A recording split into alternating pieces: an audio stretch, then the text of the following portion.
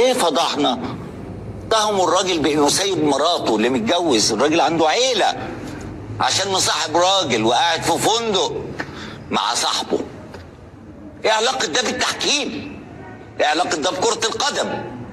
علاقته ان هناك صوت واحد لا يعرف الا السباب، هو مالك الخزنه، يؤتش سباب من يشاء ويمنح صكوك الغفران لمن يشاء، ويدعي انه يجلس مع رجال الدوله.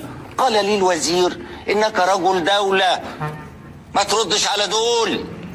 مين دول؟ مين اللي بيتكلم غيره؟ لا احد. لا احد يصبح كلاتنبرج شاذا، ولجنه الانضباط التي يرأسها مستشارين لا يصلحون لان يجلس معهم. هم يقدروا يحكموا على لعيب على غيره، لكن انا لا، انا السباب الاعظم، انا ربكم في الكرة. صدقوني، الناس للاخر، الناس للاخر قناة يوميا، سباب في كل اتجاه. لجنة التراخيص كان يرأسها مستشار، استقال لأنه تم سبه، لأنه اعترض على ظروف نادي لم يسدد أموال ولا يمكن أن نعطي صلاحية، لكن هذا النادي يستطيع أن يسجل في أي وقت حتى لو لم يدفع. أي نادي آخر لا.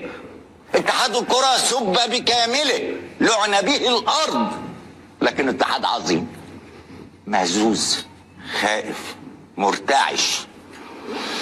طب اتحاد الكرة مرتعش ولجنة الانضباط استقالت وكلاتنبرج هرب وفضحنا في الصحف العالمية، ذا صن وذا ميرور واسماء لو قعدت اقول لكم الBBC تعمل تقرير عننا.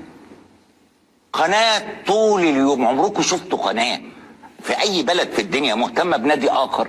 الناس بتطلع تشتم النادي الاخر وملاش دعوة بالنادي بيها. بيحصل فين؟ المجلس الاعلى طلع بيان قال علينا جميعا ان نحن يعني نراعي الاخلاق والقيم، الحمد لله هنراعيه. اخر تسجيل سمعته قال لك مسؤولين في الدوله قالوا لي اهدى شويه، هديت، بس فلان ابن فلان اللي امه كذا، وفلان اللي مصاحب فلانه، وفلانه الفلانيه اللي ساكنه تحت فلانه وجوزها بينزل لها باللي. مش ممكن، مش ممكن. هذا هو حال الرياضه في مصر.